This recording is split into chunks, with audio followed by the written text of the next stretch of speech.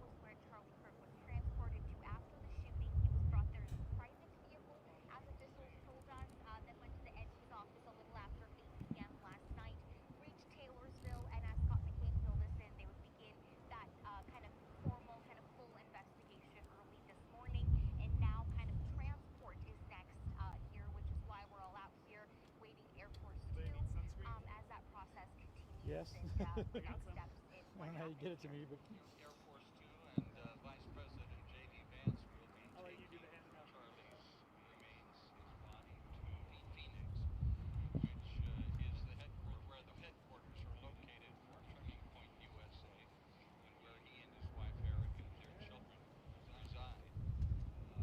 It is a very sad day, There's quite a bit in not there, more only than I here thought. in Utah, but also in Phoenix, where we know that they are preparing to receive Charlie's body as soon and take off and go there. Mythili, is there any indication as to how long and exactly what is going to happen with the Air Force Two, and how long it will be on the ground here in Salt Lake? Bob, honestly, we have no idea. We're trying to kind of get that same information as well. From what we've seen here, there have been different law enforcement vehicles kind of propped up at different locations across 2200 West, which is where we are right now.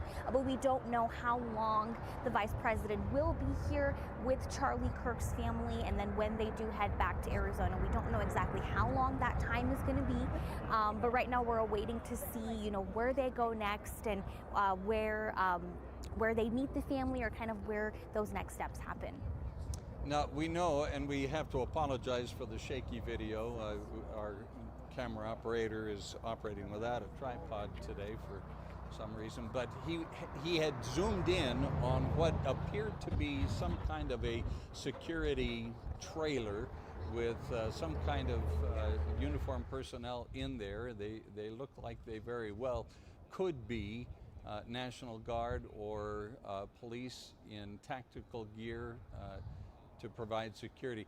Mythili, I would imagine the security there at the airport is very heavy right now. Bob, I don't know if you can still hear it, but there have been helicopters that have been circling for quite some time now. We've seen a lot of police officers coming, looking around different parts of the airport. So yeah, security, of course, has been high, and just trying to make sure that everyone kind of stays safe here if people are out here and going out and about. Charlie Kirk's assassination in Utah here has brought a pall not only to the state of Utah, but over the entire nation. People on both sides of the political aisle have been condemning the political violence that led to his death, and have just been in mourning, and a lot of folks in shock. I mean, Charlie, a 31, almost 32-year-old man, a God-fearing man, a husband, a father, one who loved to engage in debate with people in regard to what he felt was right. And he, in fact, the name of his tour was the Prove Me Wrong Tour. And he encouraged people to come to the microphone and ask him questions and try to prove him wrong in his positions. He was a conservative activist that became very active. In fact, just moments ago, I was watching his very first appearance on Fox and Friends back when he had graduated from high school several years ago, as you might guess, him being 31 now, or was 31. And he became very, very active as a conservative force and gathered a lot of the younger generation around him, young Republicans in particular. He gathered around him and created a safe place for them, and in fact created quite an operation with Turning Point USA and Turning Point Action, wherein those young people could express themselves and their politics. I understand we do have video of the landing of Air Force Two. Here it is there, as it came in for a landing at the Salt Lake International Airport. Air Force Two, a 757. Unlike the 747 that acts as Air Force One when President Trump flies into town or when he travels. JD Vance and whoever serves as Vice President, whenever they are aboard that 757, it becomes Air Force Two. the designation used by the military. Back live now as we are watching. We don't know whether from this vantage point we're going to be able to see Air Force 2 and the transfer of Charlie Kirk's casket to that aircraft, but we're confident that that's exactly what's happening out there. Security is tight, as you might guess. You can see Salt Lake police vehicles there and air operations vehicles from the airport and numerous other unmarked vehicles there, providing the kind of support that that would be needed in this particular case. Maithili, were you out there when Charlie's body arrived? I mean, there was a motorcade, there was not? We haven't seen that over here, Bob, where we have been. We didn't see when Charlie Kirk's casket came into the airport. We don't know when exactly that transport happened here, but there has been a pretty heavy law enforcement presence here since we got here a couple hours ago. Salt Lake City Police has been set up. UHP was also on motorcycles, so a very heavy law enforcement presence all around the airport for the past couple hours now, just keeping an eye on people, keeping an eye on safety, and of course preparing for security for when Vice President JD Vance is here as well. All right. Maithili Gubi, thank you for being out there on scene for us, and of course we will let you continue to observe. As we are wrapping up here, I just want to update you briefly on where the investigation is into the murder of Charlie Kirk. The FBI has released photographs now and has video of a person of interest that they are looking for. They have found the weapon that they believe was used in his murder, and they have watched him on video all over the campus. Here is the picture that the FBI has released of the person they want to talk to about the shooting death of Charlie Kirk. They're careful not to call him a suspect at this point, but they are very anxious. The manhunt continues. As I wish you could be here in the newsroom with us as we continue to monitor the police channels, and there has been heavy police activity all over the Salt Lake Valley and virtually along the Wasatch Front today, as law enforcement officers are looking for that person that you saw in that picture. Of course, if you have seen him or if you know who he is, we encourage you to call the FBI or call 911.